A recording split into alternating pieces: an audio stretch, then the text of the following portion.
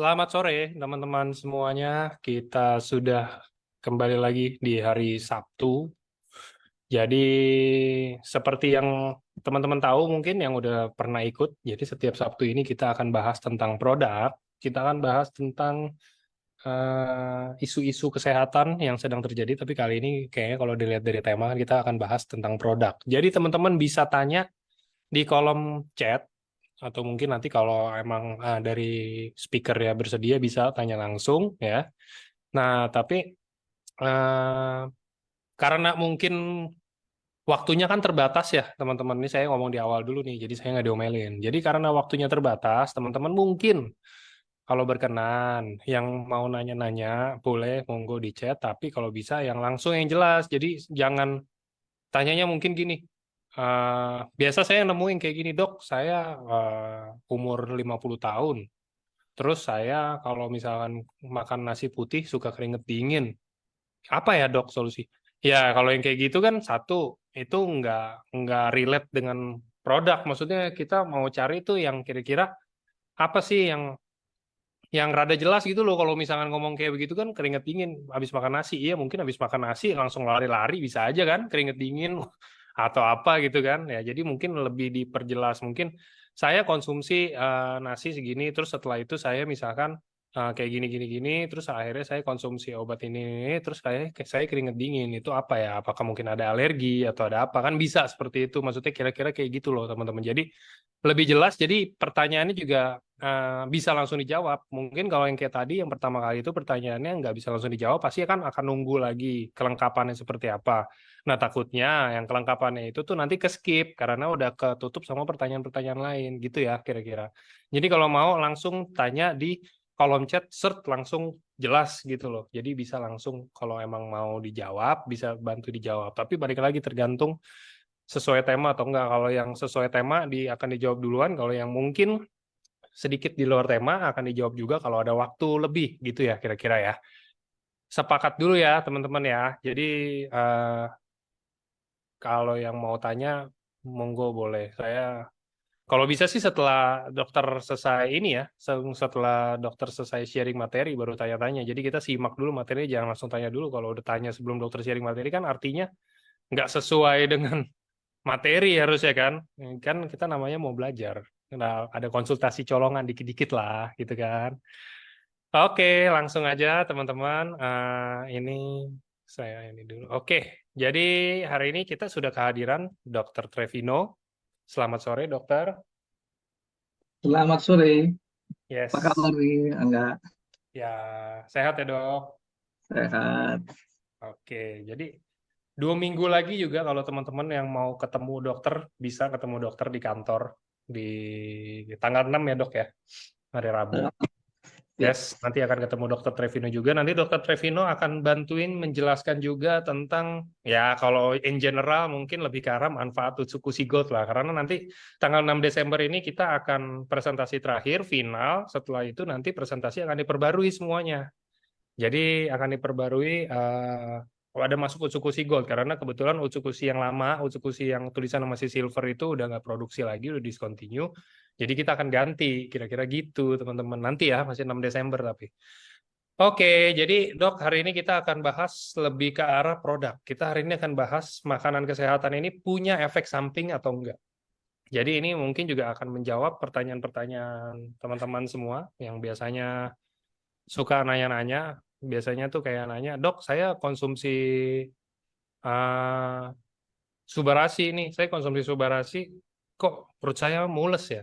Atau dok, saya konsumsi Utsukushi, kok badan saya gatal-gatal ya? Gitu kan kira-kira. Apakah emang produk-produk ini ada efek sampingnya? Nah, hari ini kita akan bahas itu, tapi sesuai dengan materi yang sudah dipersiapkan oleh speaker kita. Oke, langsung aja silakan dokter.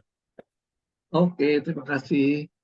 Jadi tadi sudah disampaikan ya topik kita ini lebih umum, lebih bebas sekarang. Tinggal nanti kemudian kalau ada lagi yang belum tercover, apa namanya, kita bisa ngobrol-ngobrol ya, bisa konsultasi tadi secara langsung apa yang kira-kira dibutuhkan oleh eh, teman-teman. Pertama-tama, selamat sore dulu semua. dan salam hebat semua nih karena Sabtu-Sabtu gini ya bisa mengambil kesempatan untuk mendengarkan acara LOP kita ini. Nah, saya akan mulai dengan banyak istilah medis nih ya. Dari istilah medis ini kemudian dikutip dalam pemasaran, dalam marketing. Jadi istilah medis dikutip dalam marketing, tapi mungkin ada yang penggunaannya kurang tepat. Nah, sehingga kemudian ketika penggunaan yang kurang tepat membingungkan, yang ngasih tahu bingung ketika ditanya bingung lagi, terus setelah itu nanya ke saya juga jadi bingung, ini konteksnya apa nih, gitu ya. Jadi bingung. Ya, jadi itu yang kemudian kenapa ada juga acara hari ini supaya kita meluruskan ada beberapa hal, ya. Perlu untuk belajar-belajar istilah-istilah yang benar, ya. Jangan sampai kita menggunakan istilah yang kemudian ternyata nggak tepat, jadi bingung, ya.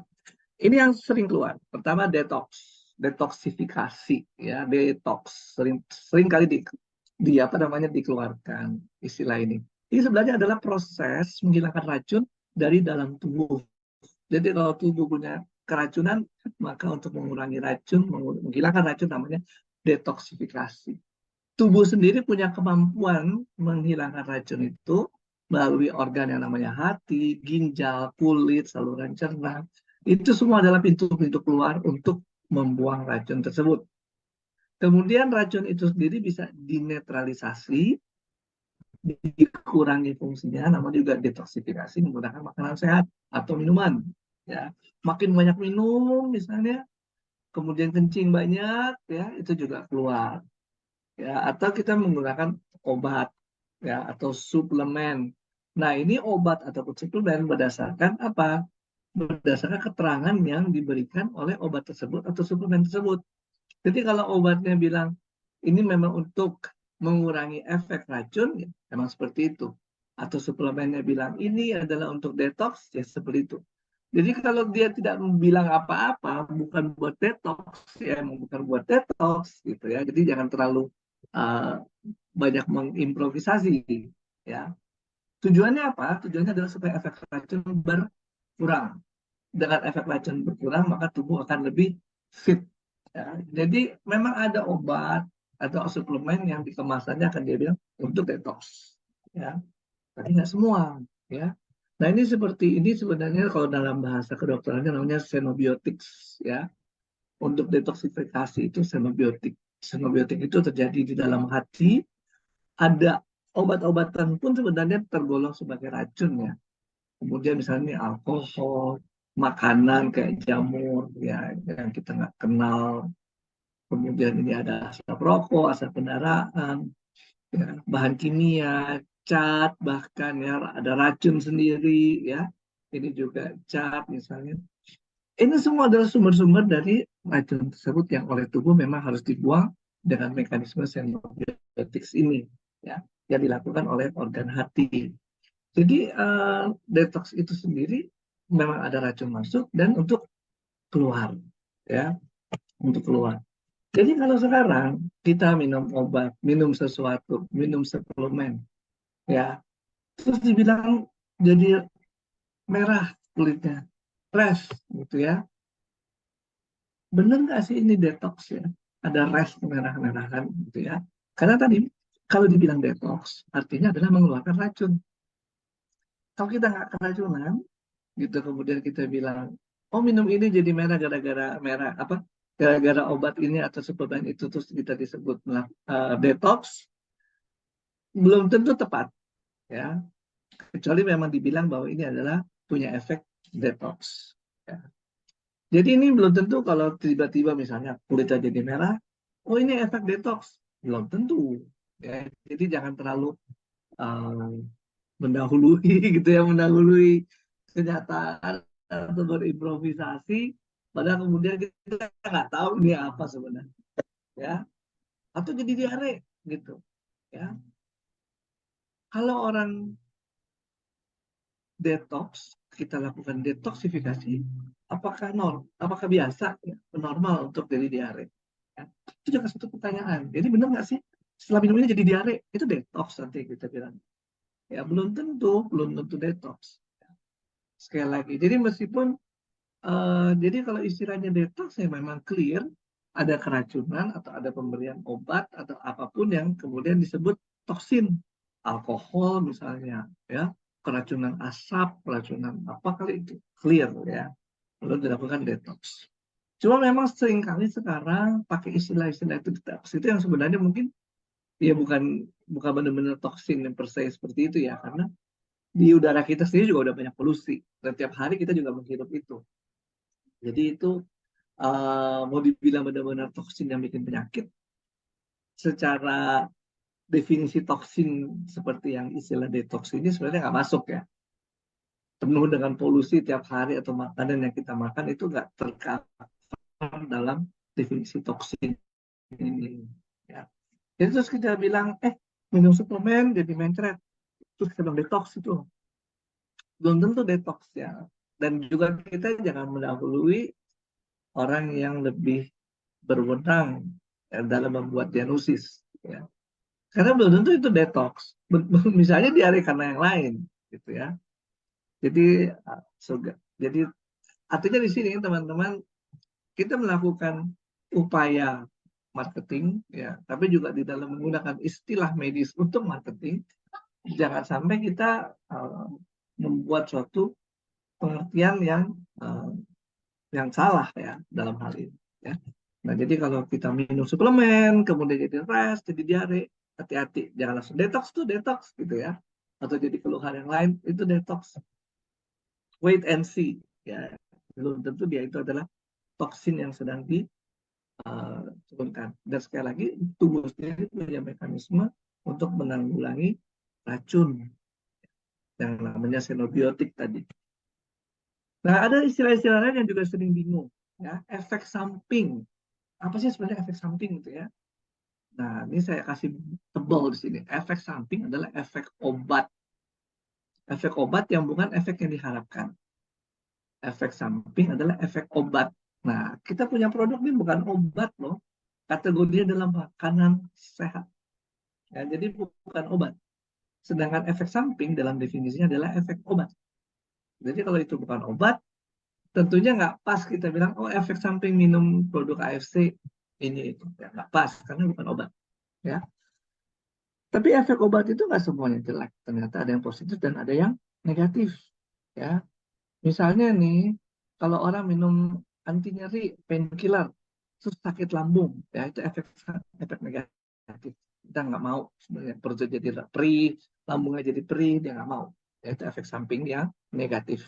Tapi ada obat yang kita minum, obat anti alergi misalnya, terus jadi ngantuk, nafas jalan, ngantuk, ya, belok-belok naik di pegunungan jadi nggak mabok. Atau naik kapal laut misalnya bergelombang jadi nggak mabok karena minum obat anti alergi yang ngantuk. Ya, banyak obat anti alergi bikin ngantuk ya. Nah, contohnya yang paling sering namanya Antimo. Ya, Antimo itu obat anti mabok, tapi sebenarnya dia bukan, dia anti alergi. Tapi ini efek samping yang positif yang memang kita mau. Jadi kita bisa tidur ya. Malah kadang-kadang mungkin ada ibu-ibu yang udah tahu nih kalau dikasih CTM bakalan ngantuk nih. Jadi kalau anaknya rewel, dibeliin CTM, dikasih biar tidur gitu ya. Nah itu efek samping, tapi itu yang positif. Dalam arti nggak positif-positif amat sih. Coba kalau kita pakai buat anti mabok, ya positif ya. Tapi kalau anak supaya nggak rewel, terus disuruh tidur, ya nggak terlalu positif. Jadi efek samping obat gitu.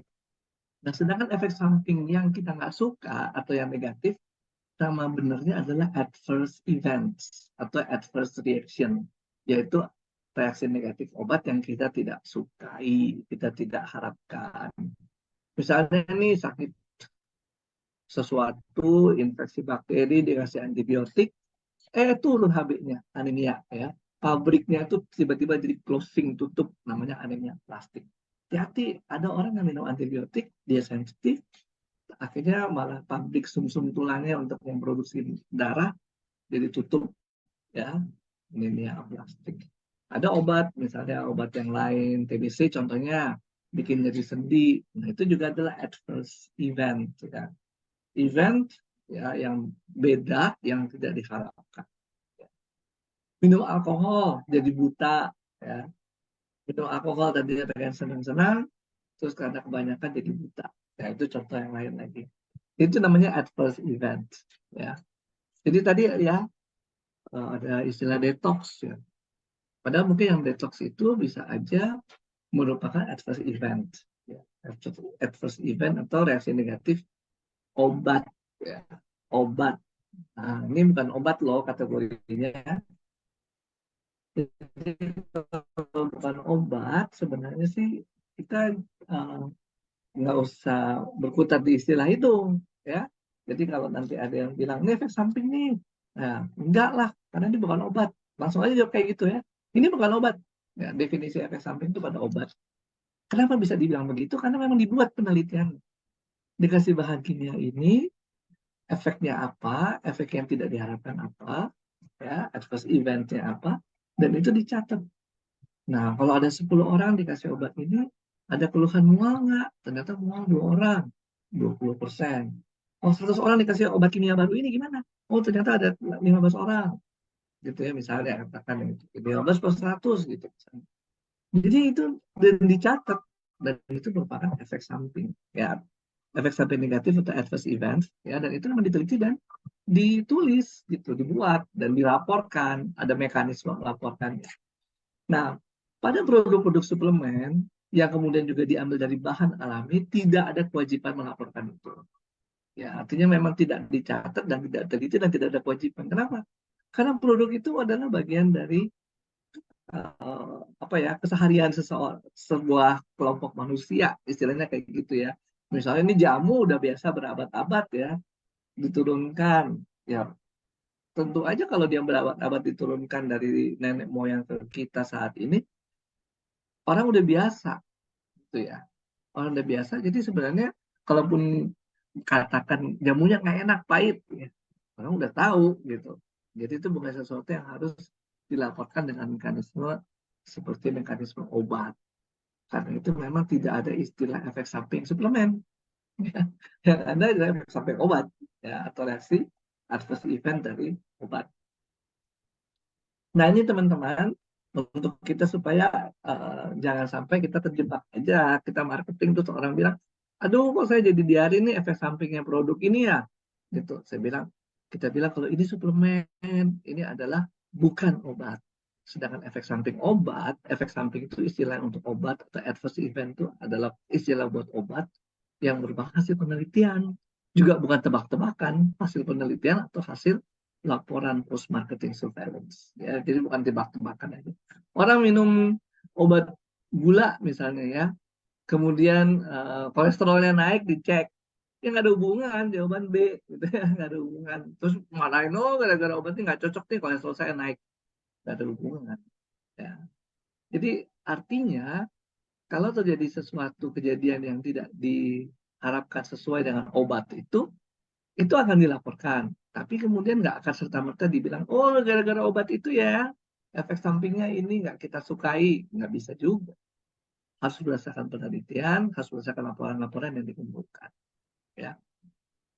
Nah, jadi tekanan saya di sini adalah kalau ada orang bilang, ini efek samping, ya kita produknya bukan obat ya. Jadi efek samping itu hanya untuk obat dan hasil penelitian.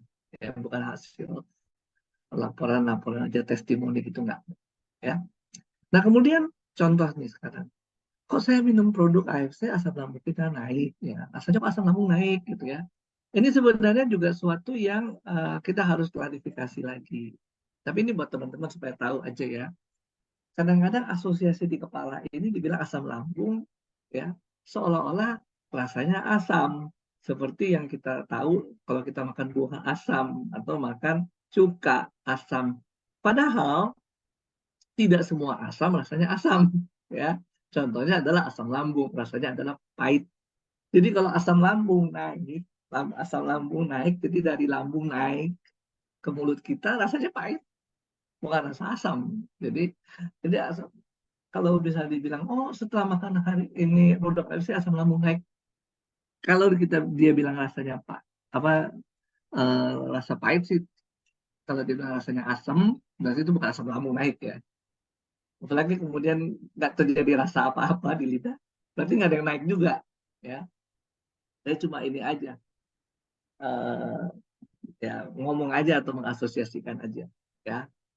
Nah emang macam-macam sih, kadang-kadang ada yang bilang bahwa oh, perutnya jadi nggak enak. Perutnya nggak enak berarti bukan asam lambungnya naik. Tapi perutnya nggak enak, apakah gara-gara produk ini? Gitu ya.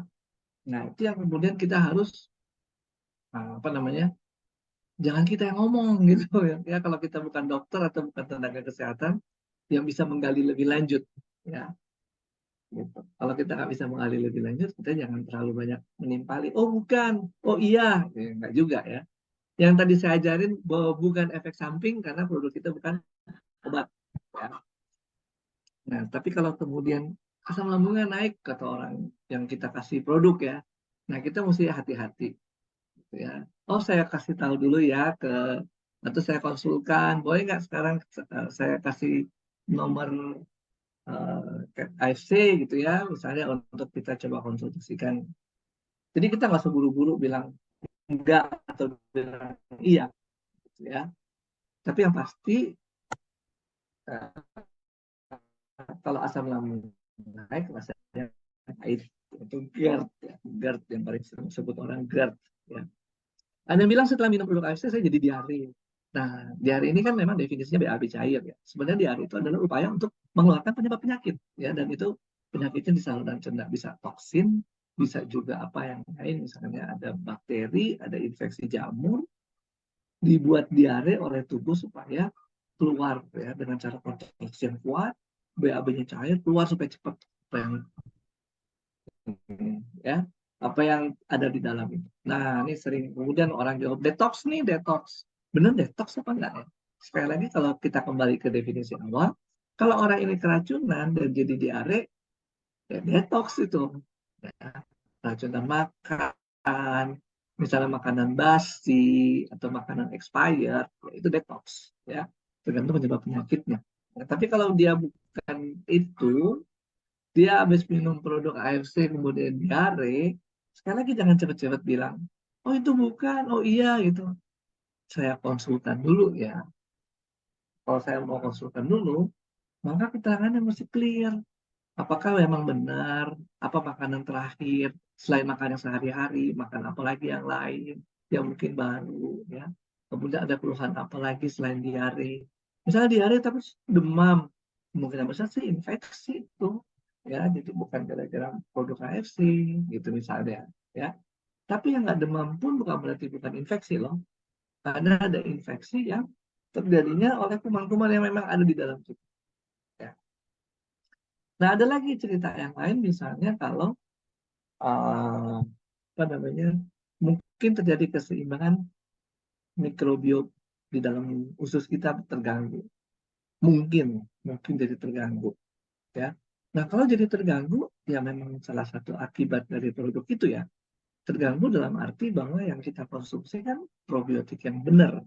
Dengan probiotik yang benar itu kemudian berubah keseimbangannya, orang jadi terbiari dulu ya apa, suruh minum aja air yang banyak, nanti kita observasi. Orangnya nggak nyaman dengan produk itu, kemudian diare. Oke, stop dulu deh. Gitu, karena mungkin belum siap.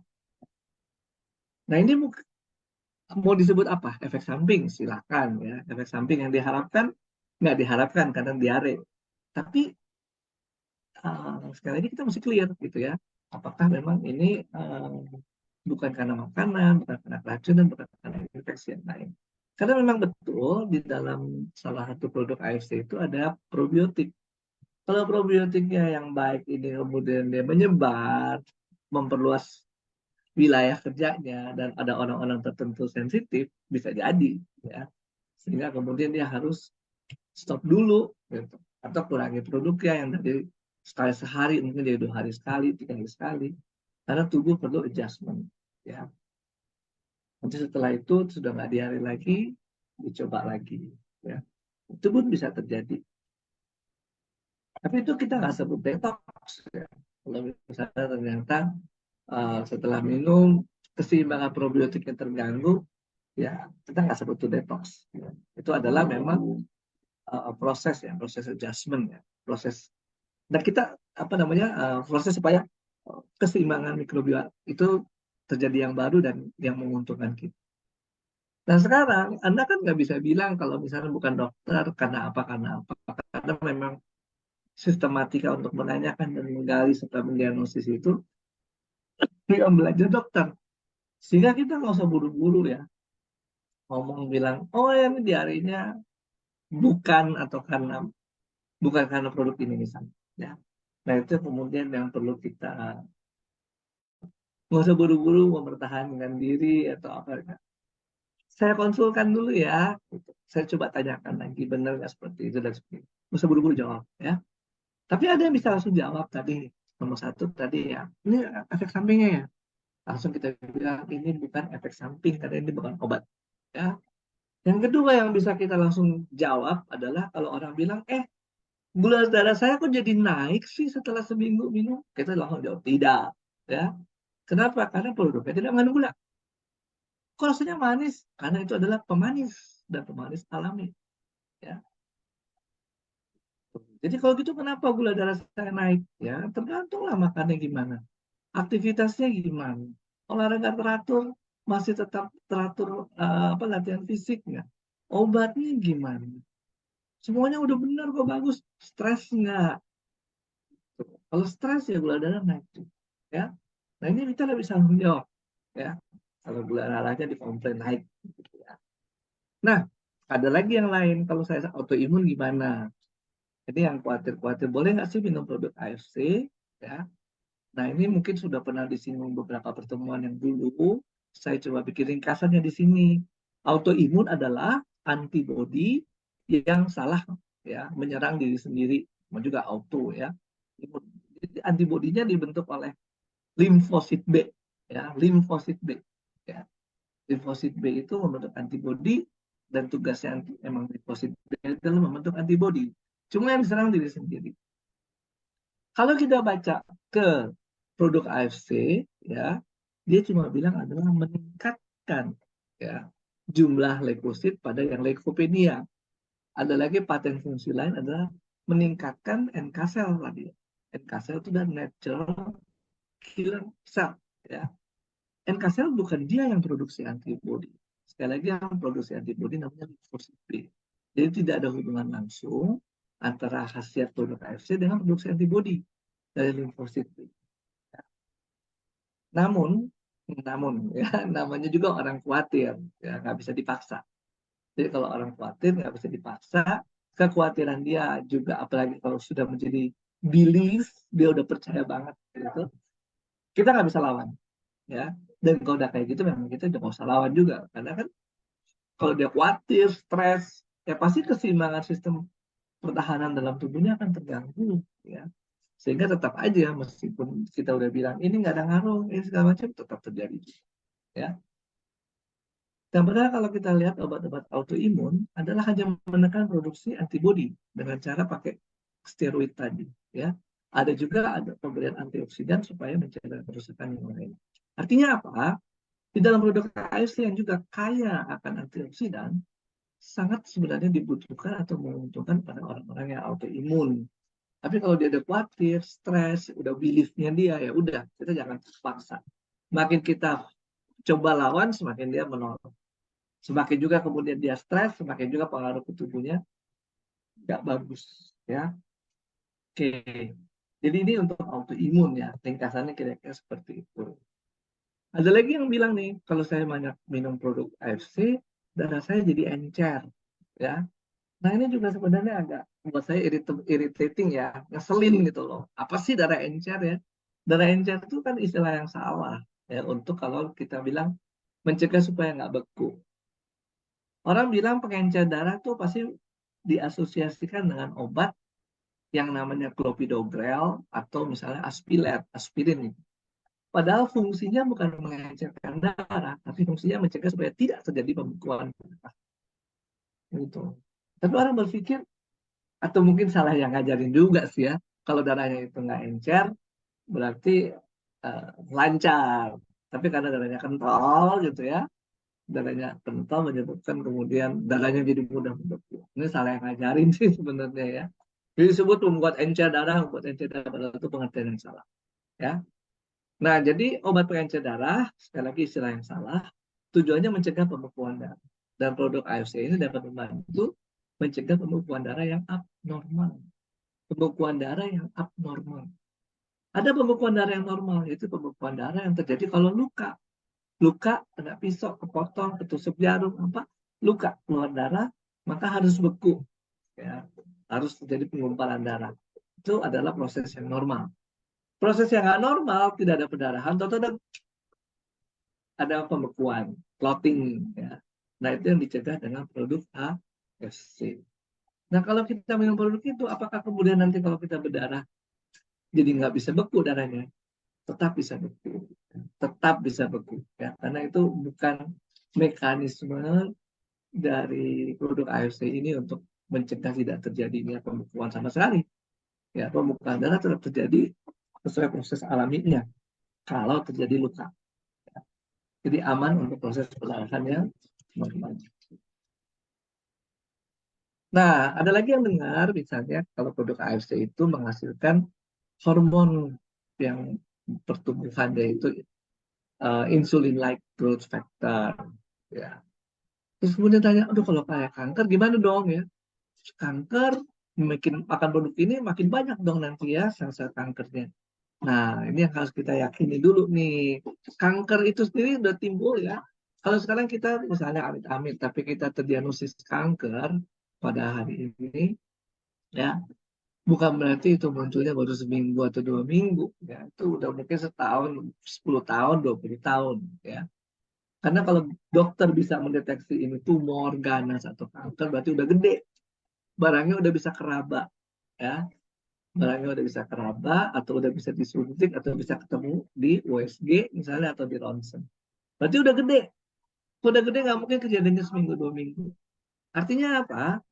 Kanker itu udah timbul duluan tanpa ada produk AFC, ya nggak?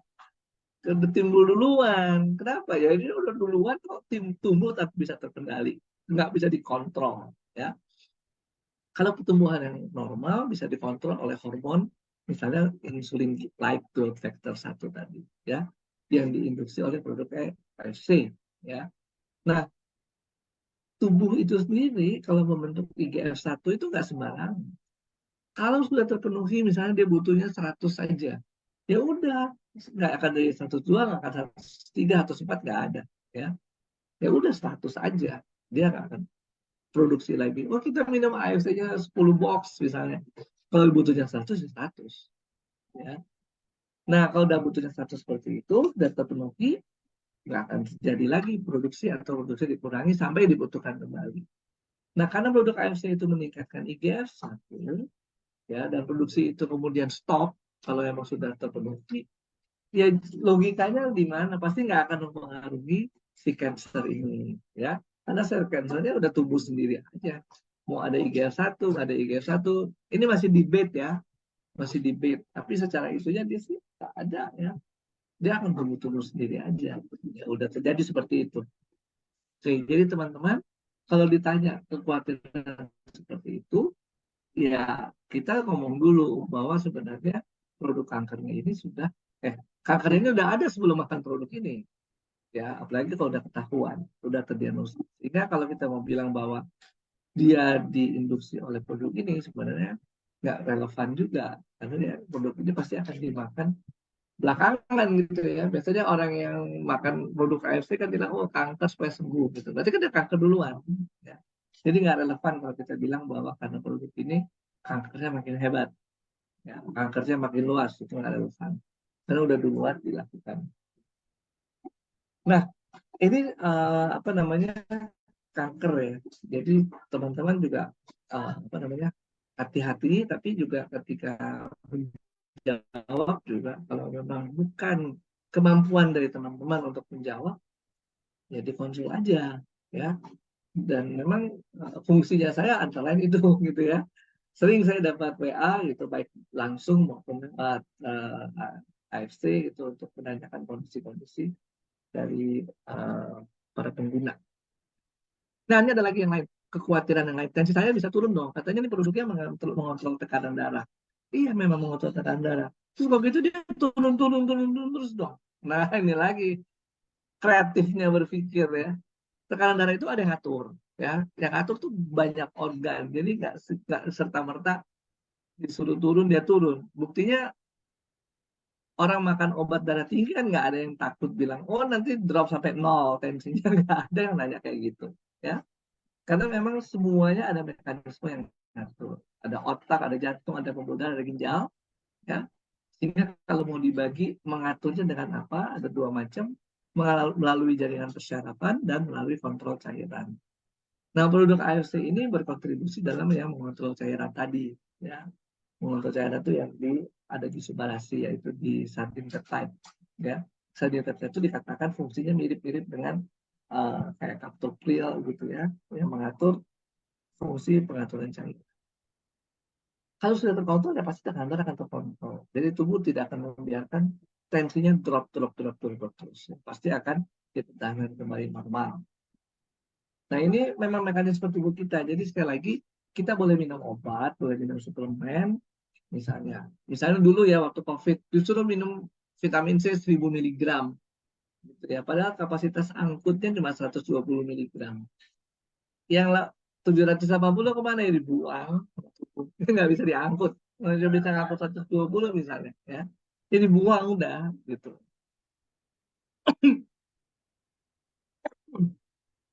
Jadi ya, mohon maaf, kadang-kadang jadi nggak guna gitu ya. 1000 miligram itu bisa berguna kalau masuk langsung ke pembuluh darah. Jadi bukan ditelan. Oke.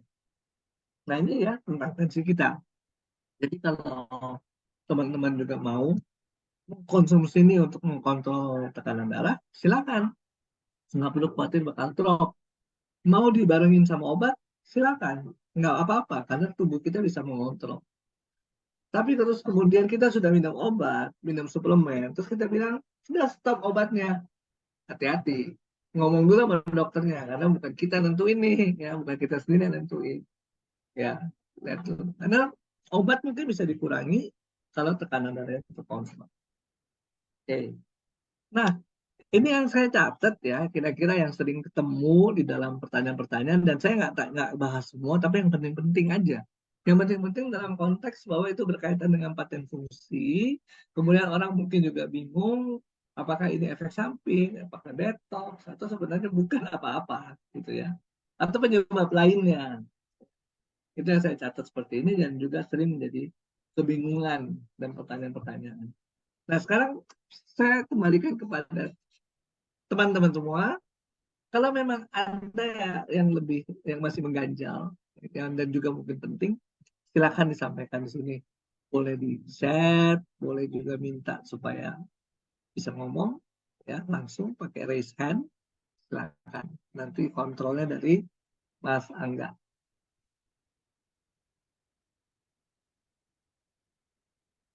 Ya, silakan. Di chat ya, ada apa di chat?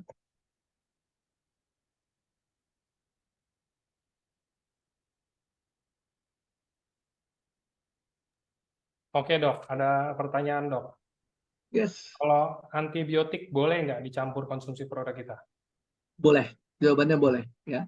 Jadi obat, sekali lagi obat itu punya target sendiri. Kemudian obat itu bisa masuk ke dalam bakteri dan membunuh bakteri karena sudah diteliti nih, obat ini bisa docking, istilahnya kayak kapal gitu ya, docking ya ke bakteri yang menjadi sasaran, dan bakterinya pasti bakteri patogen, bakteri yang kita nggak suka, ya. Sementara ini kan kita makan adalah makan probiotik, beda. Boleh jawabannya. Oke. Ada harus di ini nggak dok? Apa? Kayak dijedain mungkin atau gimana? Boleh, dijeda juga boleh. Ya, dijeda itu mungkin untuk membantu penyerapan.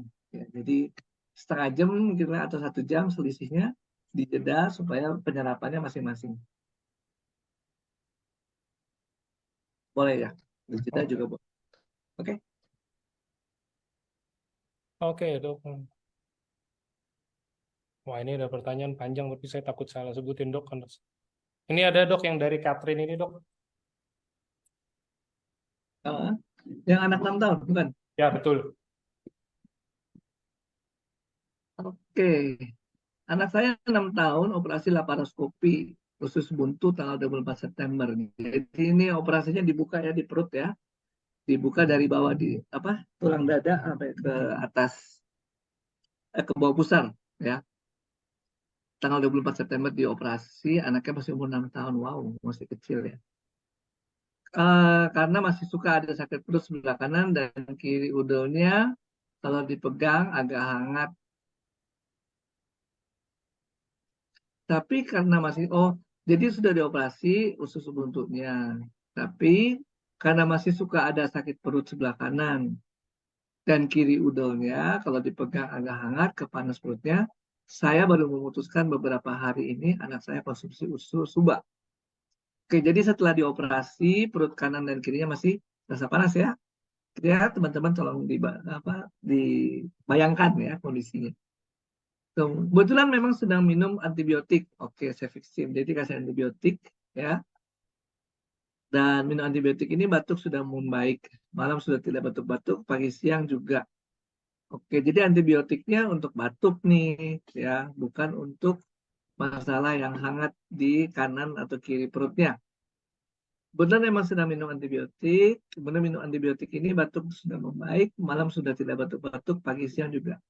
Tapi 2 hari setelah minum, usul subab, batuk mulai keluar lagi dan sering sekali kalau saya tanya di grup itu healing crisis, pembersihan paru-paru dan biasanya healing crisis berlangsung 7 sampai 10 hari.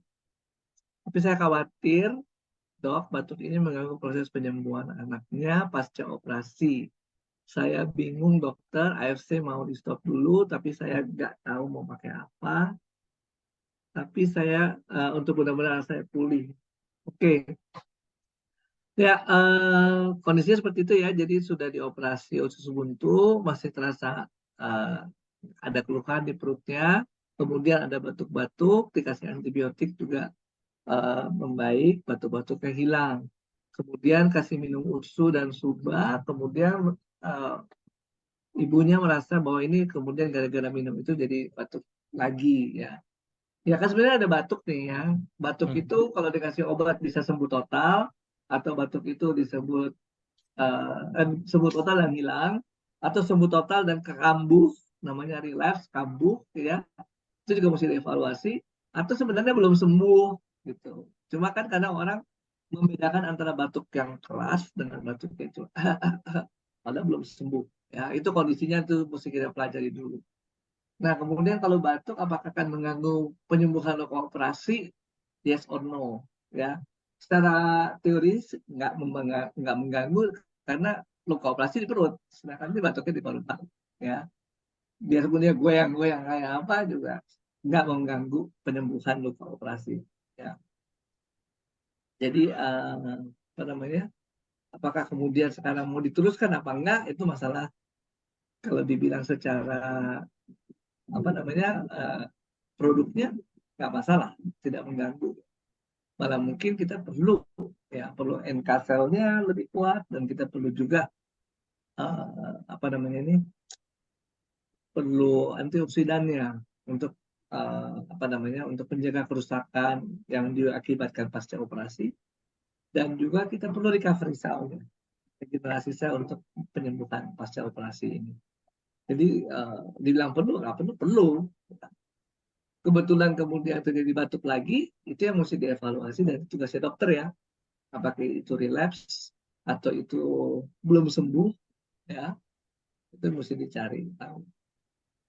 Dan kalau misalnya katakan akibat dia batuk-batuk, luka operasinya jadi sakit, ya pasti ya operasi belum sebulan gitu ya, belum nutup persis luka operasi terus ya batuk-batuk, ya pasti sakit lah operasinya. Ya nggak apa-apa juga kalau kita mau stop gitu ya, nggak masalah juga. Tapi itu bukan gara-gara mengganggu luka operasi, tapi nggak ada hubungannya sih. Ya. Oke, itu mungkin yang bisa saya berikan pendapat saya. Dan saya berikan pendapat ini sekali lagi hanya berdasarkan tulisan ini ya. Sedangkan kalau yang sebenarnya seharusnya saya memeriksa pasien dan kemudian saya melihat juga kondisi pasiennya dari luka operasinya dan sebagainya. Itu yang seharusnya. Oke, silakan Oke, lanjut. siap. Dok, sama ada yang tanya. Berarti dokter, maksudnya ini mungkin pertanyaan lebih ke arah pribadi ya dok ya. Dokter maksudnya kan berprofesi sebagai dokter gitu loh. Jadi kalau dari segi sudut pandang dokter, jadi semua gangguan kesehatan itu apakah boleh? Berarti dokter memberikan maksudnya kayak izin kayak ya udah boleh konsumsi suba, ya udah boleh konsumsi usu gitu loh. Apakah seluruh seluruh kondisi atau ada kondisi tertentu yang kayak jangan deh gitu loh dok kira-kira. Ya, saya akan bilang iya, karena ini kan makanan ya, makanan sehat. Jadi dan kemudian dalam fungsi-fungsi yang kalau saya bisa tekankan juga fungsi antioksidan yang bagus ya. Nah sekarang tergantung tujuan. Ya, kalau tergantung tujuan bukan berarti nggak boleh, cuma jangan sampai salah persepsi. Misalnya ini harus dioperasi, terus kita mau kasih ini supaya nggak operasi. Nah, itu tujuannya nggak sesuai. Nah, kalau tujuannya nggak sesuai, kita kasih pengertian. Ini misalnya penyakit genetik yang nggak ada obatnya juga, terus kita pakai ini supaya sembuh, yang nggak bisa juga. Nah, itu kita, jadi tujuannya mesti disamakan. Kalau sampai kemudian tidak sesuai dengan fungsinya ini, nanti jadi tujuannya juga nggak tercapai, terus dia bilang, wah produknya jelek, gitu. Padahal bukan itu tujuannya. Ya. Kalau misalnya kayak penyakit genetik ya, penyakit genetik yang bawaan, yang dibawa ya sejak lahir bawaan. Tapi kalau misalnya ada istilah epigenetik, itu yang lain ya. Jadi terjadi gara-gara polusi segala macam atau virus atau apa, perubahan dari genetik sel-sel di lambung misalnya. Terjadi begini begitu. Nah, itu sesuatu yang bisa dikendalikan dengan produk ini. Makanya harus dilakukan secara rutin. Kemudian sabar gitu ya. Karena Hmm. tubuh juga butuh waktu buat perbaikan. Ya, jangan maunya buru-buru aja. Saking buru-burunya kemudian makan sebanyak-banyak ya. Nggak juga, nggak ke situ ya sebenarnya. Oke, Oke. Eh,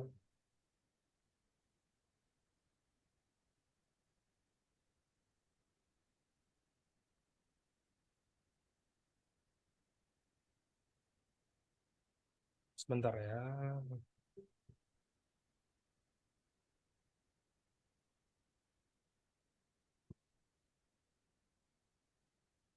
Oke, ada yang tanya.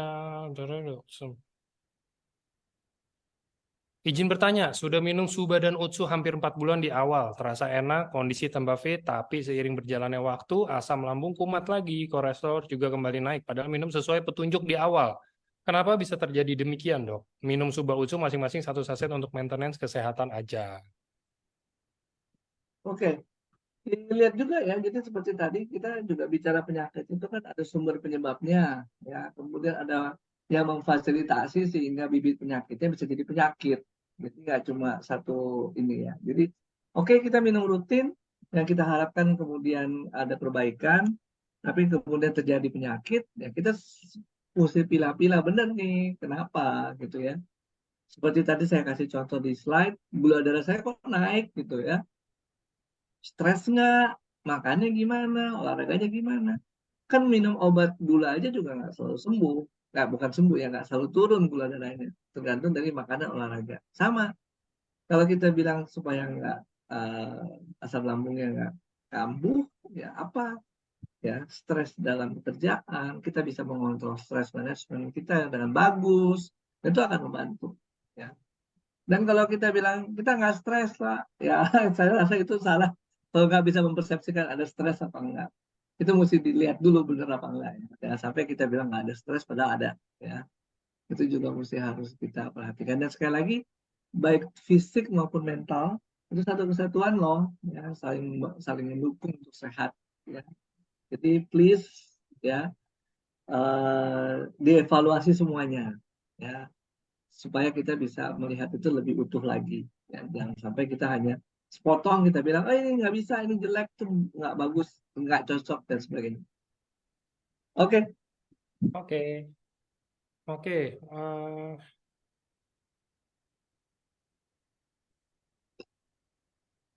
Ada anak umur 1 tahun kena kanker limfoma, menurut dokter sudah stadium 4 dan diminta untuk kemo. Orang tuanya bertanya gimana sebaiknya untuk konsumsi produk KFC. Mungkin lebih ke arah takarannya. Oke, baik. Sekali lagi, kalau penyakit-penyakit seperti ini juga kita harus hati-hati. Kita harus targetnya apa dulu, gitu ya. Dia bilang anaknya sembuh. Sembuh tuh apa, gitu ya.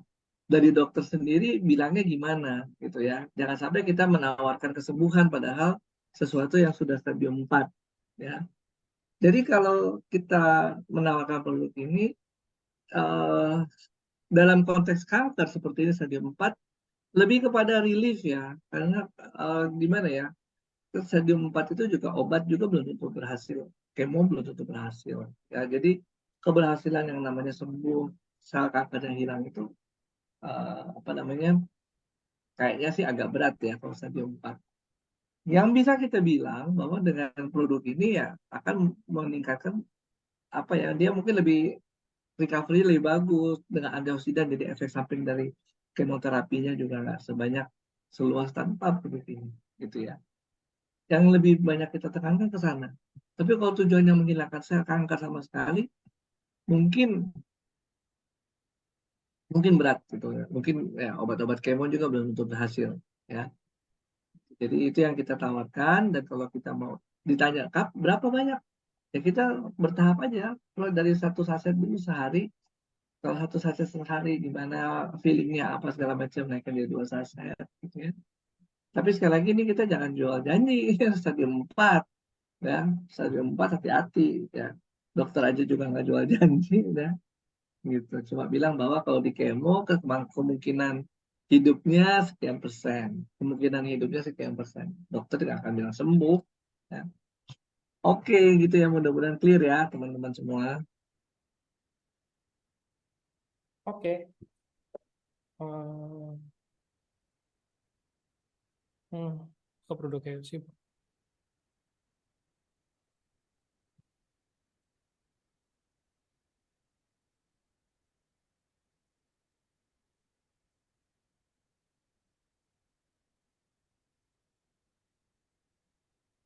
Oke, ini banyak pertanyaan lebih ke arah treatmentnya seperti apa. Mungkin gini dok pertanyaannya.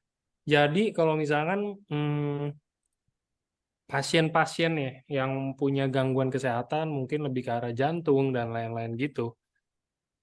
Kalau kita mau memberikan referensi untuk takaran, itu kita lihat dari umur atau mungkin tingkat keparahan dari gangguan kesehatannya atau kayak gimana ya dok? Dan mungkin dokter boleh nggak dok minta contohnya gitu loh dok. Misalkan kayak let's say kita bilang kayak oke kalau misalkan ada gangguan jantung di umur 30 kayaknya mungkin kalau umumnya itu cukup konsumsi misalkan 3 suba, 3 utsu atau apa gitu. Ada nggak sih takaran umum seperti itunya dok? Ya kalau saya kembali ke siapa yang buat produk ini ya. Kalau yang buat produk ini bilang 2 kali sehari, saya akan anjurkan itu 2 kali sehari. Jadi tergantung secara umum lah ya, kita bilang si AFC ini kan dari asalnya apa bilang 2 kali sehari produknya. Itu aja dulu dipegang. Ini juga kita jangan terlalu apa namanya, kita berpikir bahwa kalau kita memperbanyak takaran akan seperti apa hasilnya. Karena tadi eh, kita nggak tahu ya sebenarnya kondisi medisnya seperti apa. Terus kemudian eh, kita istilahnya berpikir dengan asumsi kita sendiri kalau kita meningkatkan takaran akan lebih baik hasilnya gitu ya. Jadi sekali lagi setahu saya dan pengetahuan saya adalah 2 kali sehari. Coba aja di situ. Ya, dan kemudian dengan respon 2 kali sehari itu juga terasa enak dan baik, silahkan ya. Tapi sekali lagi dari seluruh ingredients dari produk AFC maupun apa ya SOP mau sebarasi maupun distribusi, sebenarnya eh, efek-efek langsung misalnya dari antioksidan atau probiotik gitu ya, itu tidak terbatas dosis ya, nggak masalah sebenarnya mau berapa kali sehari ya. Tapi kalau efek yang indirect, kita misalnya bilang melalui peningkatan hormon atau meningkatkan jumlah sel natural killer cell, itu tubuh punya batas produksi. diperbanyak konsumsinya. Kalau IGF-1-nya udah cukup, nggak akan diproduksi lagi. Kalau minum usus-usus sebanyak apapun, NK selnya udah di segitu, ya dia nggak produksi lagi. Kalau kita apaan pun juga gitu ya. Jadi eh, memang kita gali benar kebutuhannya. Jadi kita eh, ketika orang dalam gangguan kesehatan, ya kita gali dulu kebutuhannya apa dan menurut kita apa yang bisa menjawab. Ya, ada mungkin yang bisa menjawab direct langsung, tapi ada yang enggak. Tergantung dari paten fungsinya. Ya, nah sekali lagi dari seluruh ingredients itu bicara probiotik, bicara antioksidan, itu berapapun kita bisa makan. Ya, tapi kalau yang kita mengharapkan nanti jadi ini IGF-1-nya jadi lebih banyak lagi, dan kasarnya lebih banyak lagi, itu ada kapasitas produksi dari tubuh kita. Mudah-mudahan cukup menjawab ya. Oke, Jadi kayak gitu ya, kembali ke dua saset dulu sehari. Kalau lebih enak ya mau naikin silakan. oke, sip. Oke, next.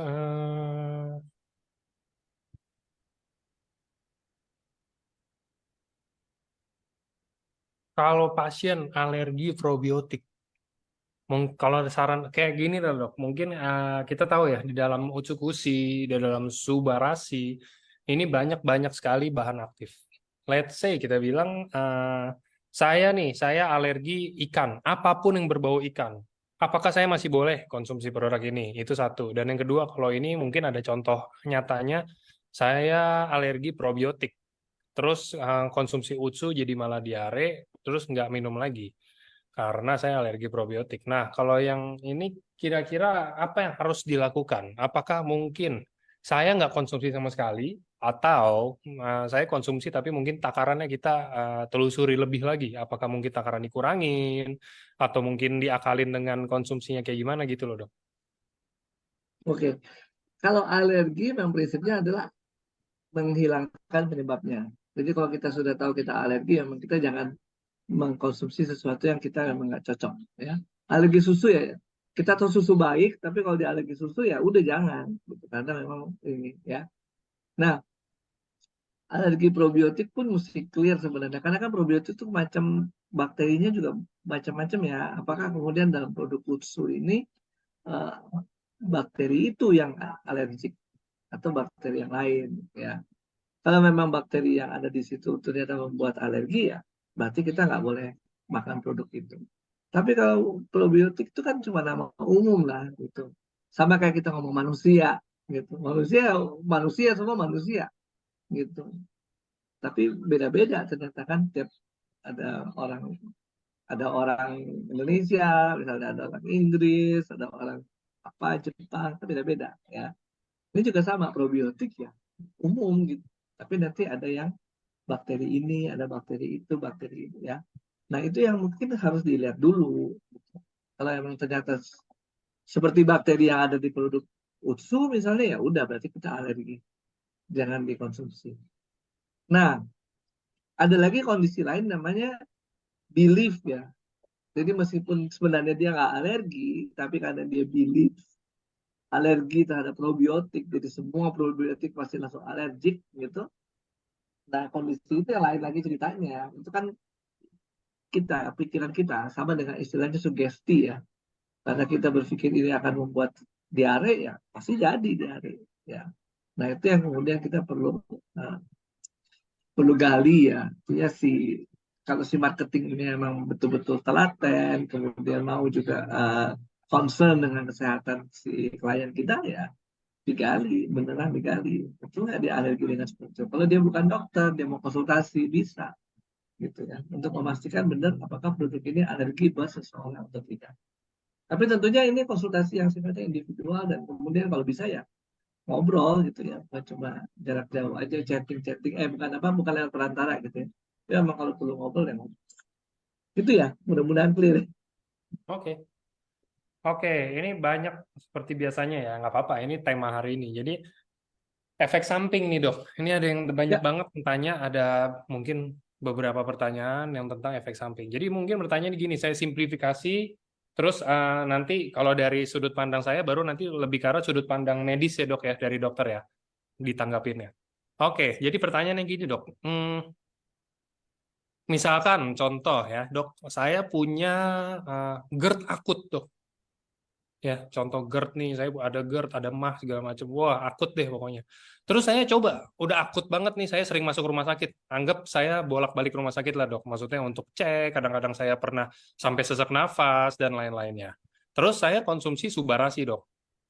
Saya konsumsi Subarasi karena dikasih tahu sama saudara saya, misalkan.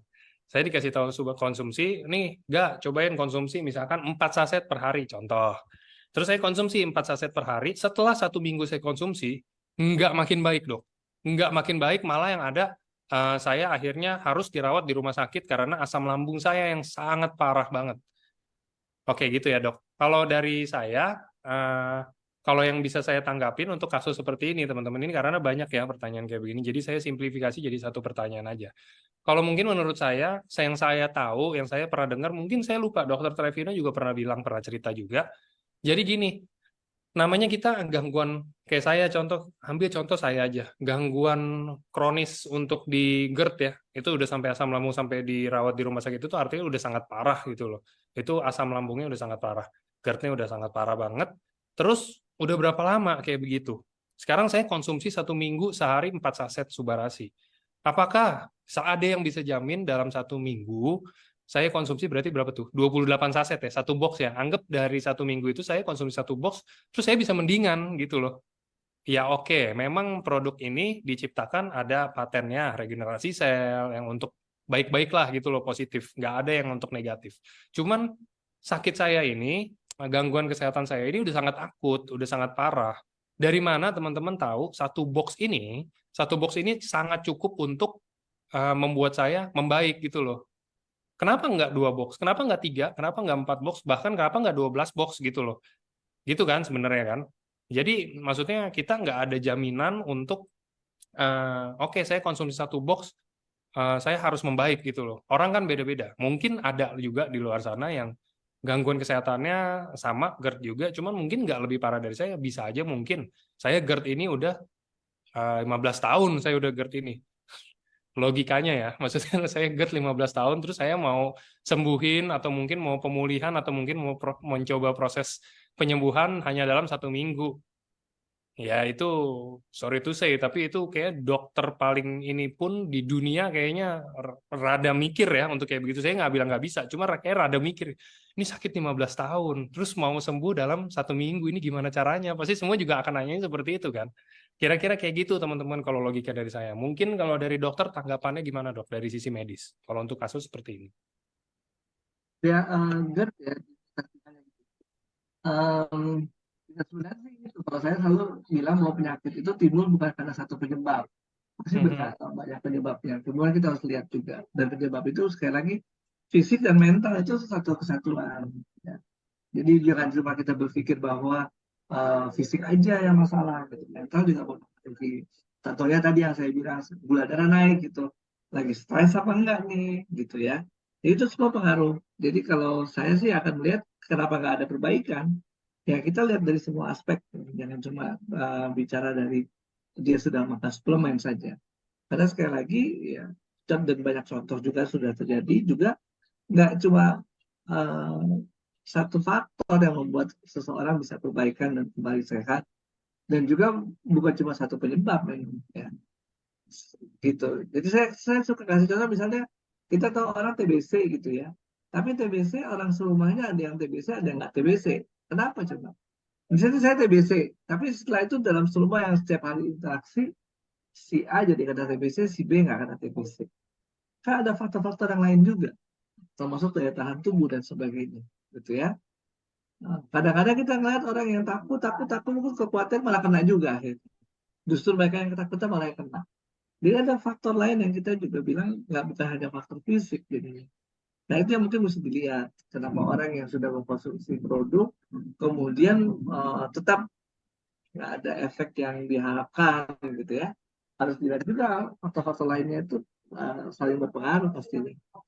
Itu sih tanggapan saya dari Oke. aspek medis ya. Nah, itu dari aspek medisnya kayak gitu, teman-teman. Itu make sense juga kan? Maksudnya kita kayak saya, Ini pokoknya contoh saya aja deh gitu kan. Jadi aman nih. Contoh saya GERD segala macam. Pasti ada nggak cuman dari satu sisi doang gitu loh. Saya bisa kena kayak begini. Terus saya misalkan mau pemulihan. Saya oke mau proses pemulihan dari GERD. Apakah mungkin saya masih ngerokok karena ngerokok itu setahu saya emang bahaya dan buruk juga buat pasien GERD gitu kan. Apakah saya mungkin masih ngerokok kalau misalnya tiba-tiba saya udah konsumsi Suba 20 box ya kan. Satu bulan saya konsumsi 20 box. Tapi saya ngerokok sehari satu bungkus. Ya, sama aja sebenarnya gitu kan. Jadi Ya, kira-kira kayak gitu loh teman-teman. Ada banyak faktor yang juga harus diperhatiin. Atau enggak misalkan saya GERD segala macam gitu. Tapi saya juga masih suka telat makan. Yang simpelnya aja. Ya itu kan juga sama aja gitu loh. Itu banyak faktor kayak gitu yang tadi dokter bilang. Dan yang kayak tambah saya tadi bilang lagi, itu logika kalau dari saya, sakit 15 tahun atau sakit 1 tahun deh. Sakit 1 tahun mau dipulihin hanya dengan 1 minggu atau 1 bulan ya dok ya. Kayak dokter ya, Trevin dia nahan ketawa waktu dengar kayak begitu. Sulit, sulit ya dok ya. Maksudnya dari sisi medis aja sebagai dokter sulit nggak sih dok? sulit ya karena perlu waktu ya, gitu. Seperti yang saya bilang, mungkin saya berasal dari sisi yang lain ya. Fungsi tubuh itu mau dikembalikan normal dengan cara regenerasi sel. Regenerasi sel itu kan ada kapasitas produksi. Kita nggak bisa maksain tubuh kita memproduksi secepat-cepatnya. Itu aja sih yang disebut sulit itu. Perlu Hmm, timing gitu. yes yes. Gitu ya teman-teman. Jadi kira-kira kayak gitu. Jadi saran saya, bukannya jangan konsumsi, bukannya apa. Cuman ya mumpung sekarang, itulah makanya kenapa saya dan dokter-dokter yang lainnya, nggak cuma dokter Revino, semua dokter yang biasanya bawain seminar di hari Sabtu, semuanya sering bilang, kalau bisa sebelum kena apa-apa, udah konsumsi dulu dari sekarang. Jadi nggak ada kata terlambat, nggak ada tuh kayak, oh iya saya konsumsi ini malah saya tambah sakitnya tambah parah atau apa. Nggak akan ada kayak begitu kalau misalkan kita udah konsumsi dari sekarang. Ibaratnya dicicil gitu loh. Kita belum ngerasain gangguan kesehatan nih. Mungkin kita udah ada penyakit. Cuman belum keluar, belum muncul, kita belum ngerasain. Tapi kita udah konsumsi terus, kita cicil ya kan. Regenerasinya kita cicil aja. Ya nggak rumah doang teman-teman bisa dicicil. Itu penyakit juga bisa dicicil, tenang aja. Penyembuhannya juga bisa dicicil. Nah, itu yang benar sebenarnya. Jadi nggak bisa ini. Kenapa alasannya juga ini produk dibilang bukan obat? Karena kalau obat itu tugasnya menyembuhkan, sedangkan kita bukan. Kita tugasnya ini lebih mungkin Sehatkan 70% aja. lebih ke arah, iya, 70% juga lebih ke arah mencegah, ya kan? Jadi bukan Oh, bukan mengobati. Mungkin 30% ini saya ngomong 30% ini mungkin menyembuhkan, iya, tapi 30% ini nggak berlaku untuk semua orang. Ya dari 100 orang 70% harus cegah, 30% yang udah kena penyakit bisa sembuh, bisa aja gitu kan. Ya itu kan 70-30 sebenarnya. Jadi itulah kenapa dibilang produk ini bukan obat melainkan makanan kesehatan atau mau bilang suplemen ya oke lah gitu loh masih oke lah. Jadi bukan obat teman-teman karena kalau obat ada di apotik kita kagak ada gitu juga simpelnya kan. Oke. banyak kan Semoga obat nggak ada menjawab efek ya. sampingnya, ya. Nah, itu juga efek samping ya. Kalau misalkan obat mungkin larinya ke ginjal juga salah satunya kan ya, dok. Bukan mendiskreditkan obat juga, tapi emang kita butuh obat. Saya juga sering minum obat gitu loh. Semua sering. Dokter pun nih kayaknya kalau misalkan ada sakit apa juga masih konsumsi obat kan, dok. Iyalah maksudnya. Cuman obat itu ya kayak kalau misalkan terlalu berlebihan dan lain-lain, kan harus sesuai resep, harus sesuai takaran, dosis. Nah, kalau berlebihan ya mungkin bisa kena ke ginjal atau malah yang kena lain-lainnya. Atau mungkin obat itu, kalau yang saya baca siapa tuh orang luar yang ngomong obat ini memindahkan penyakit satu ke lainnya yang mungkin masih belum sakit gitu loh intinya. Itu kalau berlebihan kayak begitu. Jadi misalkan saya balik lagi deh, saya GERD. Saya GERD kali konsumsi obat GERD. Oke, GERD saya membaik setelah minum obat. Tapi ginjal saya jadi rusak. Itu memindahkan kan namanya sebenarnya. Gitu aja kan. Ya itu efek sampingnya kalau terlalu berlebihan. Tapi kalau sesuai takaran harusnya enggak. Aman. Ya, Oke. Mm-mm. Jadi itu ya, semoga menjelaskan, semoga menjawab beberapa pertanyaan tadi. Jadi saya nggak jawab satu persatu karena saya lihat rata-rata pertanyaannya sama. Buat apa saya kan jawabin satu-satu? Mendingan saya langsung kasih contoh, teman-teman tinggal relate sendiri penyakitnya seperti apa gitu kan. Nah kita jadi bisa next pertanyaan yang lain. Hmm, hmm, hmm. Oke, ini juga bagus nih. Ya oke lah. Ini kalau untuk kandungan dok, jadi ada perempuan yang nggak bisa hamil karena hormon pria yang lebih dominan. Apakah Subarasi atau Utsukushi dapat membantu? Oke, ini supaya teman-teman juga clear ya. Jadi dalam kasus ini ceritanya tidak hamilnya itu karena kan dalam tubuh kita semua punya hormon laki-laki dan perempuan ya. Jadi tapi kadarnya yang berbeda gitu ya. Dan dalam konteks ini dia cerita bahwa hormon laki-laki, jadi hormon androgennya itu lebih banyak daripada hormon perempuannya gitu ya. Nah, apa namanya? Apakah protein bisa membantu? Pertanyaannya clear banget ya, sangat clear gitu. Jadi kalau kita bicara tentang hormonal, hormonal ini kan pengaturannya ada di kepala sini ya. Dan kenapa dia produksi lebih banyak daripada yang satu lagi, itu memang perlu dilihat ya. Di kepala sendiri ini ada sesuatu nggak yang menyebabkan pengaturannya kok nggak berimbang sesuai dengan kebutuhan. Ya.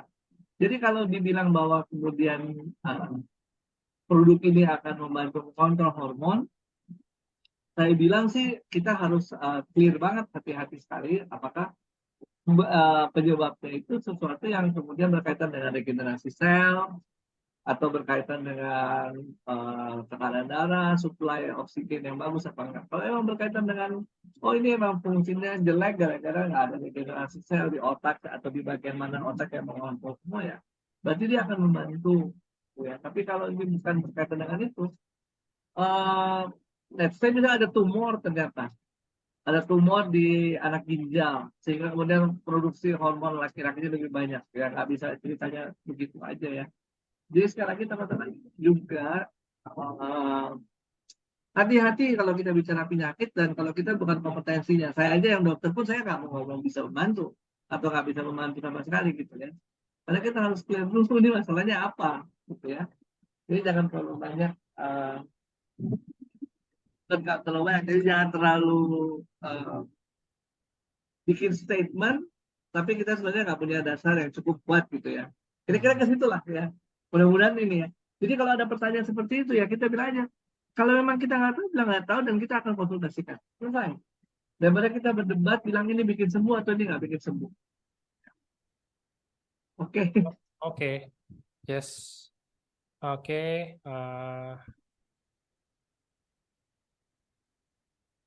pertanyaan ini juga. Nah, kalau misalkan saya mau menjaga, tadi kan dokter sering bilang dan mungkin saya juga sering ngomong sih, kayak kalau mau menjaga apa segala macam, konsumsi dua-duanya, Suba dan Utsu. Tapi kalau misalkan saya konsumsi Suba doang atau saya konsumsi Utsu doang, nggak masalah kan dok? Ya, nggak apa-apa. Nggak masalah juga sih. Kita tergantung kebutuhan dan juga kemampuan sumber daya yang ada ya. Itu kita sendiri. Oke. Hmm, saya minum Utsu. Nah, ini juga dok, kalau untuk penderita asam lambung katanya, kalau yang ini saya juga emang sering dengar. Katanya ada penderita asam lambung konsumsi Utsukushi malah perih gitu loh dok. Emang ngaruh atau kalau misalkan emang beneran ngaruh pun gimana cara ngakalinnya atau nggak boleh konsumsi sama sekali dok? Atau mungkin kayak saya pernah dengar dokter Luigi ya dulu pernah cerita gini dok, ada yang asam lambung juga dia akalinnya biasa kan kalau kita bilangnya nih Utsukushi atau Subarasi baiknya dikonsumsi sebelum makan ya kan karena perut masih kosong jadi gampang diserap. Tapi kalau misalkan emang punya asam lambung atau punya mah itu diakalinnya mungkin makan dulu nggak apa-apa setelah makan baru nanti dijedain konsumsi itu biasanya nggak masalah. Gimana dok kira-kira? Ya, boleh itu sebenarnya sih kita juga harus assess benar ya disebut asam lambung. Asam lambung itu kan sebenarnya asam lambung aja ACL ya. Tapi Hmm. penyakitnya apa sih yang disebabkan oleh apa gitu ya? Itu mesti clear. Gitu. Nah, jadi yang namanya perut perih misalnya, gastritis gitu ya, atau sakit mah lah dalam bahasa Belandanya. Apa yang menyebabkan gitu? Jadi kadang-kadang kan orang mau gampang aja bilang asam lambung, asam lambung. Buat saya sendiri kalau saya dokter saya harus clear dulu nih sebenarnya masalahnya. Nah, sebelum kita clear ya seperti tadi, eh, ya karena kita nggak apa namanya nggak betul-betul tahu persis ke masalahnya apa, kita bisa menjembatani dengan memberi anjuran cara makan. Cara makan misalnya pas makan besar baru makan yang suplemen, boleh aja kayak gitu. Nah, jadi ya artinya gini, apa namanya, seharusnya sih enggak ya, tidak. Apalagi kalau kita berikan produksi eksekusi gitu ya. Eksekusi itu justru harusnya sangat membantu. Apalagi kalau dibilang dia punya paten fungsi yang bisa mengatasi helikobakter. Justru yang menyebabkan luka di lambung, ya itu helikobakter itu. Justru itu harusnya bisa berfungsi. Jadi kalau orang nggak berfungsi, sekali lagi, atau makin keluhannya makin berat, apa itu mesti dijelaskan dulu ya. Kita kan belum tentu juga pengaruhnya karena penduduk itu dimakan pada saat perut kosong. Ya bisa aja karena memang ada yang lain gitu, masalah lain yang kita nggak tahu. Gitu ya. Nah kalau sebagai kita yang marketing kita nggak tahu, kita boleh konsultasi ke dokter ya. Nah kalau memang perlu konsultasi face to face kayak gini, ya silakan nggak apa-apa. Ya, kita atur aja waktu dan sebagainya ya. Semua memang perlu face to face. Oke, semoga menjawab. Ah, ini juga, wah ini oke. Jadi bakteri baik, probiotik yang ada di dalam Utsukushi itu akan menang mana sama antibiotik yang dari obat, Dok? Harusnya sih menang kimia ya. Kalau misalkan konsumsi bareng gitu loh kita bilang. Oke. Pastinya sih sebenarnya kita harus tes di laboratorium ya. Tesnya gimana? Ya taruh aja di laboratorium, usuk-usuk sama antibiotik itu tumbuh nggak?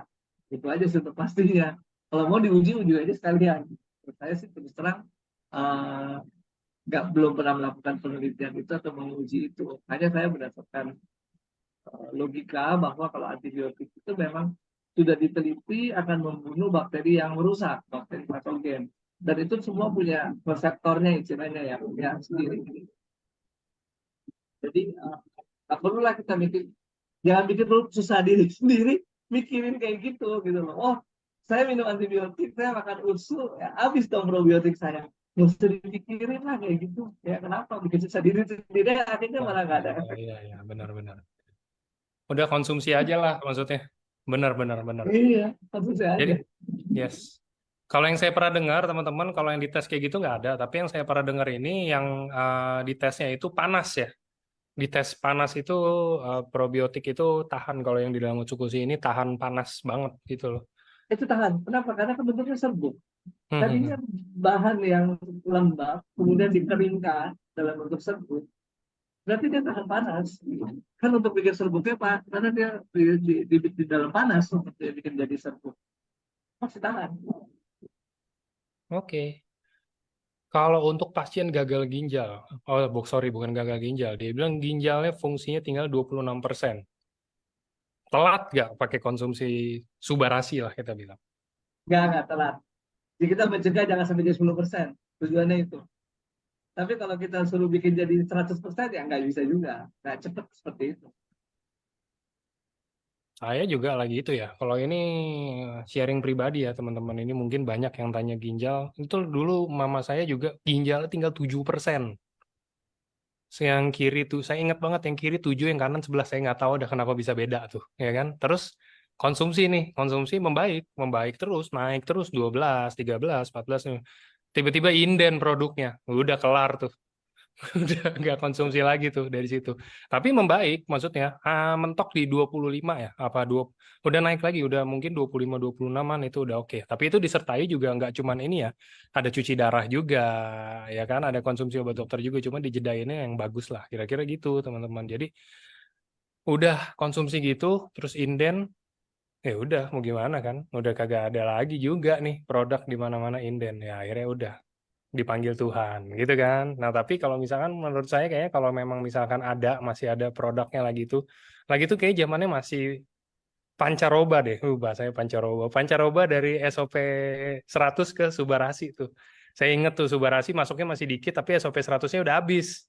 Kalau sekarang kan teman-teman enak nih, Utsukushi banyak tapi Utsukushi Gold, Utsukushinya banyak, Utsukushi Gold datang dikit, Utsukushi Inden. Habis itu yang silver inden, yang gold udah banyak sekarang, udah dibuka di mana-mana, udah normal lagi semua kan, itu kan enak. Kalau dulu enggak, kalau dulu SOP 100-nya dikit, Subarasinya lebih dikit lagi, itulah dulu masalahnya. Tapi gitu ya, itu testimoni pribadi, jadi membaik kok, membaik, tapi disertai dengan cuci darah dan lain-lain secara rutin ya, seminggu mungkin 2 kali atau sekali gitu, saya lupa. Dan makanannya juga nggak boleh, setahu saya, seingat saya ya dok, nggak boleh banyak minum air putih juga ya kalau nggak salah, gitu kan ginjalnya udah ini, kalau nggak bengkak. Gitu kira-kira. Hmm, saya minum susu itu. Oke, dokter mau tanya.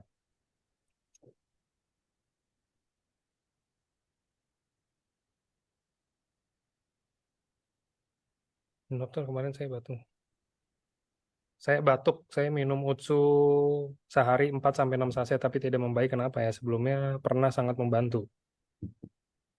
Satu, batuknya karena apa dulu?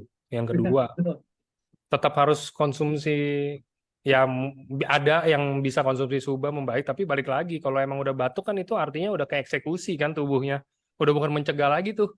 Ya kan, kalau udah batuk itu artinya udah kena penyakit gitu kan, ya lebih ada baiknya mungkin mau ke dokter monggo silakan, atau enggak mau konsumsi obat-obat yang generik boleh juga gitu kan, disertai dengan konsumsi susu.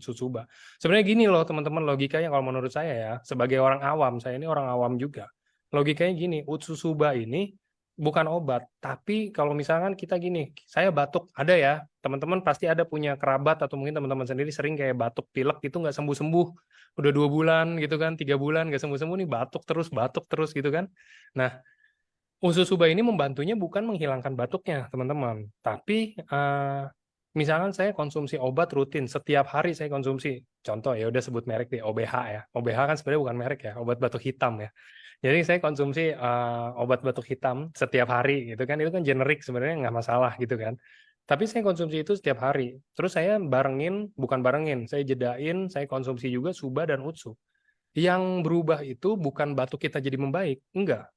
Tapi obat kita berkurang, teman-teman. Mungkin tadinya saya setiap hari konsumsi OBH, jadi mungkin saya lama-lama 2 hari sekali. Tapi progres untuk batuknya, mendingannya itu sama aja. Terus saya lama-lama 3 hari sekali, 4 hari sekali, lama-lama seminggu sekali, lama-lama hilang, lama-lama selesai. Saya nggak konsumsi obat lagi. Itu loh. Kira-kira tujuannya itu untuk kalau konsumsi Suba dan Utsu. Menurut saya sebagai orang awam. Mungkin teman-teman juga semuanya pernah ngalamin yang kayak begitu. Kalau saya sih kayak gitu ya. Jadi bukan saya udah batuk, pilek, saya konsumsi Utsu, wah nggak sembuh-sembuh nih. Ya, saya juga sering teman-teman badan udah nggak enak nih, ya kan, udah dikerok nih merah misalkan kayak gitu, saya konsumsi Suba Utsu, ya tetap aja sakit juga besoknya. Ya, saya juga sering kayak gitu ya karena memang udah nggak ketolong, udah emang waktunya tubuh kita untuk sakit, gitu aja sebenarnya pikirannya simpel aja, jangan dibawa ribet. Oke. Ya, ribet benar. Ya dok, maksudnya ini sebagai orang awam aja gitu loh dok, logikanya kan Ya, sebenarnya simpel aja kan dok, kalau misalkan konsumsi ini ya udah nggak usah di ini, konsumsi lah, jangan diibaratkan produk kita ini sebagai obat gitu loh, maksudnya kita yang pusing sendiri kan, kayak stres sendiri, aduh udah mahal, satu sasetnya 100 ribuan nih, terus kayak konsumsi nggak sembuh, itu stres, yang ada makin sakit, itu loh kira-kira. Oke, yang ginjal tadi Suba berapa, saset berapa sehari mas? Saya kasih kalau dulu ya, yang membaik itu ya, dari 7 sama 11, jadi 20-an% itu saya kasih 8. Saya pagi pagi 4 saset Suba, 4 saset Utsu, malam 4 saset Suba, 4 saset Utsu. Tapi saya adukin di air, teman-teman. Jadi airnya nggak usah banyak-banyak, airnya mungkin kayak seteguk lah. Anggap kalau teman-teman mau minum seteguk gimana sih? Jadi seteguk itu taruh di gelas, dicampurin 8 saset itu diaduk kental nggak apa-apa. Habis itu minum. Karena kebetulan kan kalau ginjal emang nggak boleh air banyak-banyak. Jadi air itu biar nggak seret aja. Itu diakalin kayak gitu aja teman-teman. Diaduk, diminum. Justru malah dulu mah lebih sukaan minum Suba dan Utsu karena rasanya enak. Dibandingin dulu makan tuh kayak nggak nafsu. Kayaknya kalau ginjal gitu kan kayaknya udah makan tuh udah kena obat dokter dan lain-lain, udah di rumah sakit infus gitu-gitu tuh makan udah nggak nafsu. Mau dikasih soto daging, soto Haji Mamat di depan juga, soto santan susu lah apa kayak gitu juga tetap nggak nafsu tuh biasanya. Tapi kalau Suba Utsu ya udah karena minum aja kan nafsu biasanya. Nah itu juga kan nutrisi lebih buat tubuh kan. Yes. Ikhlas mengkonsumsi, betul sekali dari Bu Luluk. Dok, apakah penderita dia? Nah, ini yang barusan saya bahas. Dok, apakah penderita diabetes sudah suntik insulin, konsumsi suba bisa mengurangi kadar suntik insulinnya? Nah, ini pertanyaannya. Mengurangi ini ada banyak faktor ya. Salah satu juga faktor dokternya juga ya. Mau Mhm. menurunkan apakah menurunkan. Tapi artinya kalau mau diturunkan faktornya tergantung kadar gula aja sih. Jadi bukan karena apa namanya bukan karena obat apa karena konsumsinya berapa banyak gitu. Tapi hasil akhirnya berkurang kadar darahnya baru kemudian dokter akan memutuskan untuk kurangnya atau tidak insulin.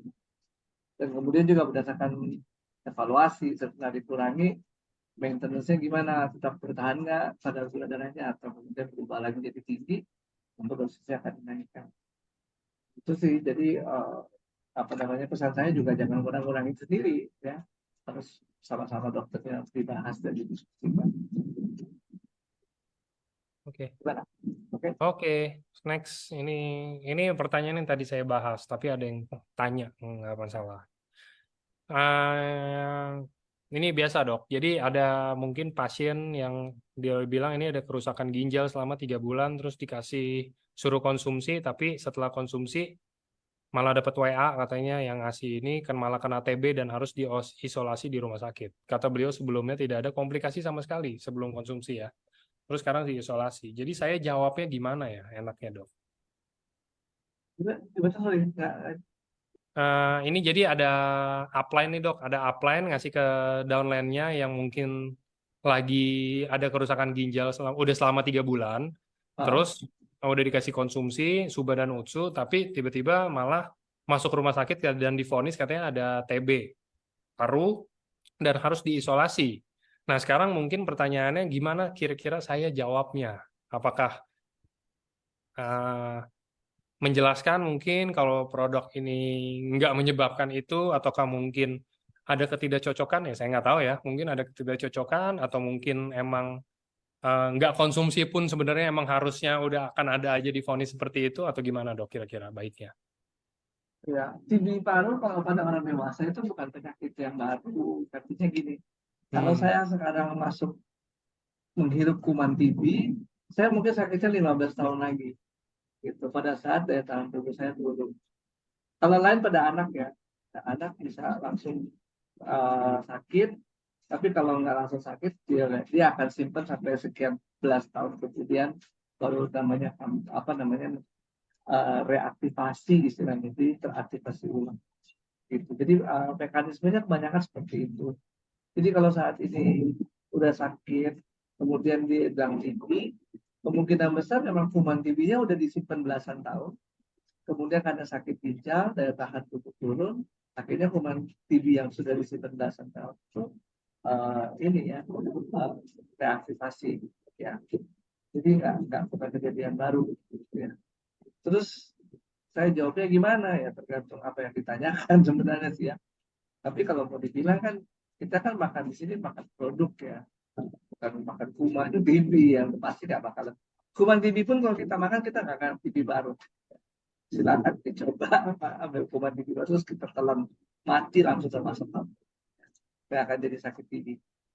Jadi Gitu. simpelnya mungkin ini sebenarnya kalau kayak TB paru ini bukan penyakit yang kayak ya kayak kita misalkan ya udah saya sehat-sehat aja hari ini, terus besoknya saya kena TB paru, terus lusanya saya udah masuk rumah sakit isolasi. Nggak seperti itu kan dok? Ini Nggak. kayak lebih ke arah penyakit akumulatif bener ya? Wah dokter nge-freeze, sabar.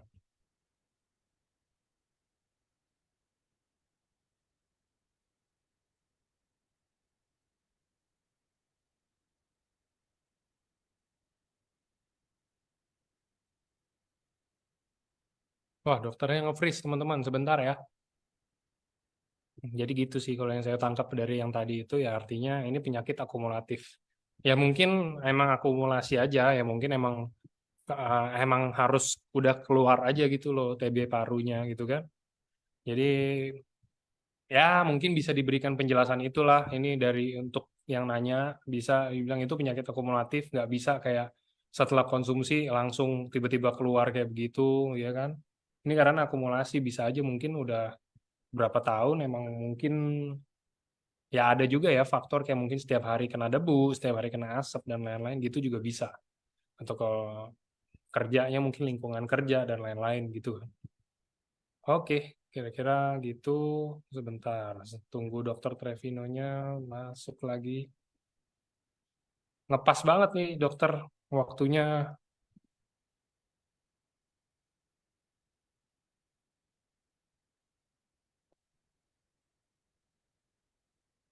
Kalau untuk bayi, kekurangan gizi banget atau gizi buruk, saran konsumsi, kurang konsumsi.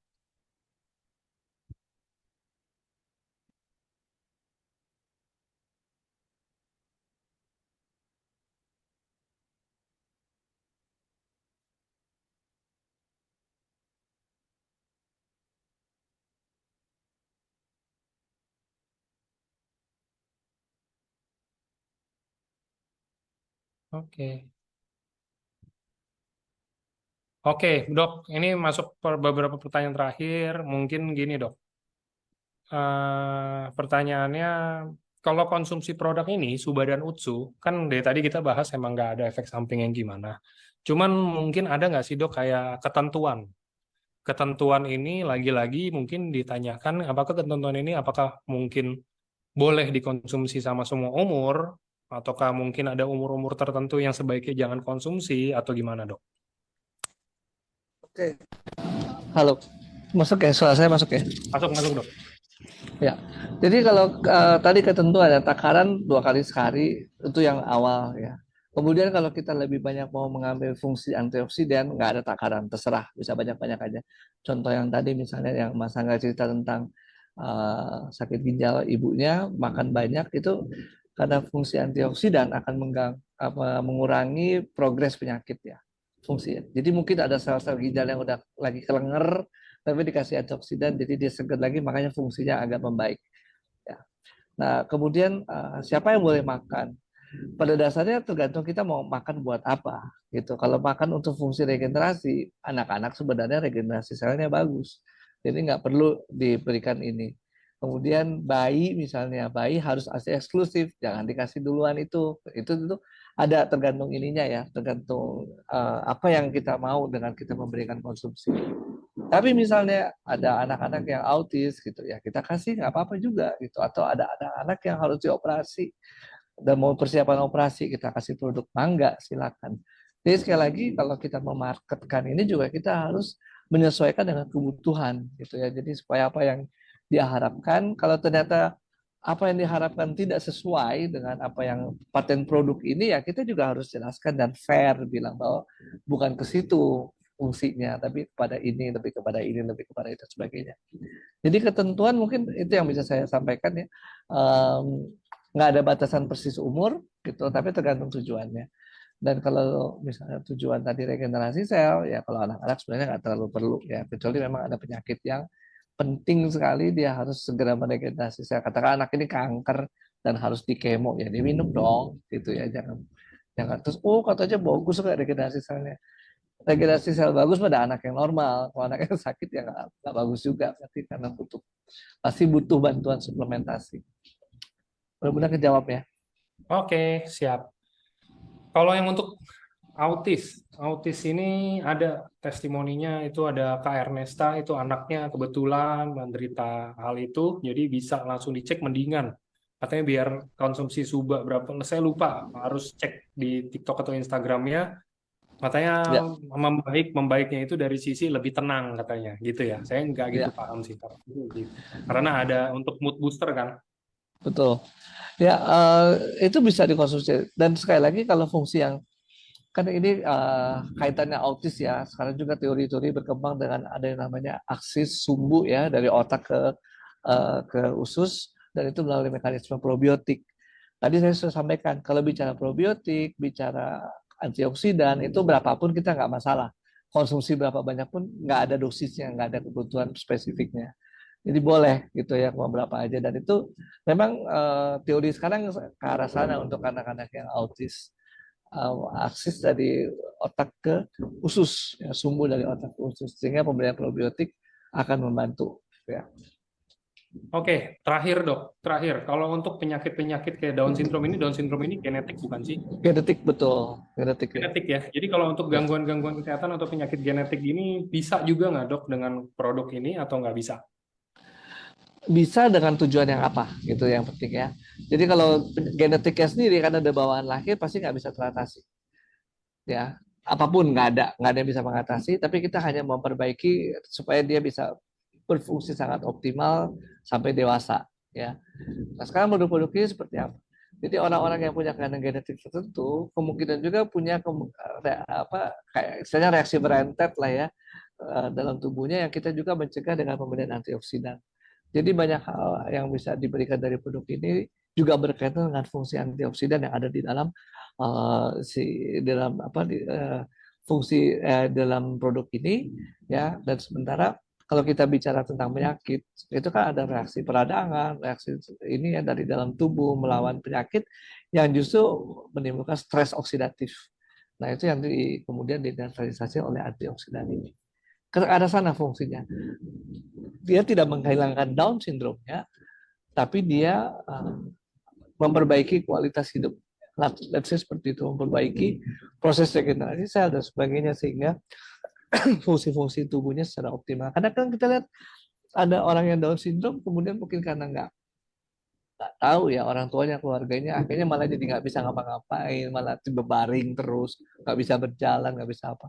Ya banyak banyak faktor sebenarnya, bukan cuma masalah makanan, tapi artinya hal-hal tersebut ya progres dari penyakit juga, dan itu yang kemudian coba diatasi dengan pemberian antioksidan ini.